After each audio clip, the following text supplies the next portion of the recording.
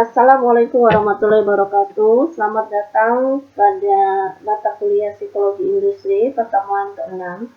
Pada pertemuan ke-6 ini kita akan bahas mengenai psikologi kerekayasaan dan kondisi kerja. Oke, psikologi kerekayasaan itu apa ya?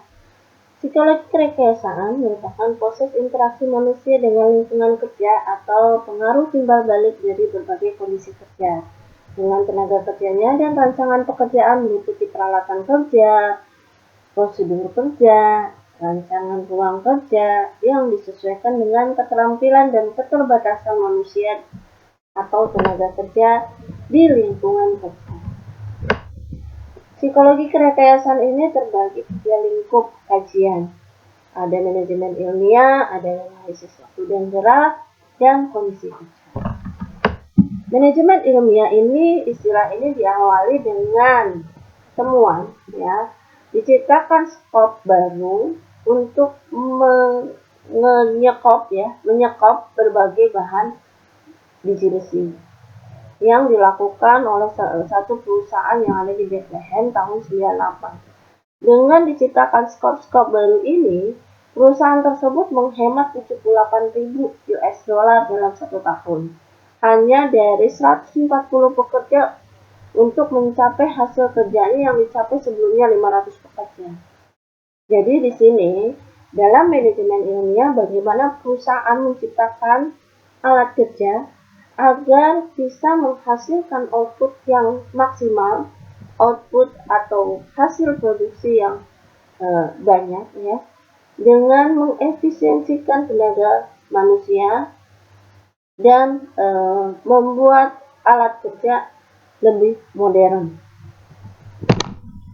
Kemudian selanjutnya analisis waktu dan gerak. Analisis waktu yang dibutuhkan dalam menyelesaikan pekerjaan dalam satu satuan waktu. Ini bisa kita lihat dari ilmuwan Gilbert yang menganalisis gerak dan tangan tukang batu dengan mengurangi gerak yang tidak perlu dan meningkatkan pemasangan batu bata dari 120 batu bata sampai dengan 350 bata per jam. Ini juga bisa dilakukan dengan pekerjaan lain, ya. Ini contohnya kan dari ilmuwan Gilbert, ya. Tapi bisa juga dilakukan dengan pekerjaan lain, ya, menganalisis waktu yang dibutuhkan untuk menyelesaikan satu pekerjaan tanpa menghitung waktu yang tidak perlu dalam menyelesaikan satu pekerjaan itu. Kondisi kerja, poin yang ketiga adalah kondisi kerja. Kondisi kerja ini merupakan serangkaian kondisi atau keadaan lingkungan kerja di suatu perusahaan yang menjadi tempat bekerja para karyawan. Kondisi kerja ini berhubungan dengan penjadwalan dari pekerjaan, lamanya bekerja dalam hari, dalam minggu, dalam bulan. Jenis-jenis kondisi kerja itu sendiri ada 3. Yang pertama fisik, yang kedua psikologis, yang ketiga sementara dari lingkungan kerja sendiri. Fisik ini, faktor fisik lingkungan kerja ada faktor pencahayaan, faktor suhu, faktor bunyi, gerakan, ada atau tidaknya polusi, faktor estetika dalam lingkungan kerja itu seperti apa. Kemudian kondisi psikologis dari lingkungan kerja ini berhubungan dengan perasaan yang bersifat pribadi atau kelompok. Status dihubungkan dengan sejumlah lokasi ruang kerja dan sejumlah pengawasan atau lingkungan kerja itu sendiri. Jadi di sini ada dua, ya. Ada 2 yang bisa kita lihat dari kondisi psikologis. Ada feeling of privasi dan sense of status and importance.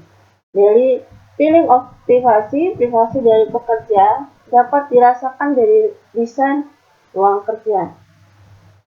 Ini biasanya dirasakan oleh manajerial. Ada ruang kerja yang didesain untuk seorang pekerja, ada pula yang didesain untuk beberapa orang, sehingga atasan atau penyelia mudah untuk mengawasi interaksi para karyawan di bawahnya. Ini ketika berhubungan dengan perasaan karyawan dengan adanya ruang kerja yang diberikan oleh mereka, baik itu staff ataupun manajerial. Dan selanjutnya sense of status and importance. Ini para karyawan tingkat bawah biasanya lebih senang dengan desain ruang yang terbuka karena memberi kesempatan kepada karyawan itu sendiri untuk komunikasi secara informal terhadap rekan kerjanya. Sebaliknya, para manajer itu merasa tidak puas dengan desain ruang yang terbuka karena banyak gangguan suara dan privasi yang dimiliki terbatas. Jadi seorang manajer itu harus diberikan ruangan yang agak tertutup agar lebih mudah menyelesaikan pekerjaan yang sifatnya privasi atau monitoring atau evaluasi. Kondisi sementara dari lingkungan kerja ini berkaitan dengan struktur waktu pada hari kerja. Mayoritas dari pekerja itu bekerja dengan jadwal 5-9 jam, di mana pekerja akan diberi waktu 1 jam untuk istirahat dan makan siang. Ada beberapa faktor kondisi sementara yang berkaitan dengan jam kerja. Ada shifting, ada compressed work week, di mana di sini mengurangi jumlah hari kerja dalam seminggu, tetapi menambah jumlah jam kerja per hari. Nah, ini lebih efektif karena mengurangi hari kerja dalam seminggu mempunyai dampak positif dari karyawan. Karyawan akan merasa segar kembali pada waktu bekerja karena merasa masa liburnya lebih lama dan juga dapat mengurangi tingkat absensi dari karyawan. Ini merupakan salah satu penelitian dari Newsround. Hasil penelitian dari Newsround. Jadi akan lebih efektif jika hari kerja itu dikurangi tapi jam kerja ditambah. Kemudian selanjutnya faktor kondisi sementara dari waktu kerja ada flex time. Flex time ini adalah suatu jadwal kerja di mana karyawan dapat memutuskan kapan ia mulai bekerja dan kapan mengakhiri pekerjaannya, selama karyawan dapat memenuhi jumlah jam kerja yang ditetapkan oleh badan usaha atau organisasi. Jadi lebih fleksibel gitu ya. Oke, sampai sini penjelasan dari saya. Sebelumnya terima kasih, semoga bisa bermanfaat. Assalamualaikum warahmatullahi wabarakatuh.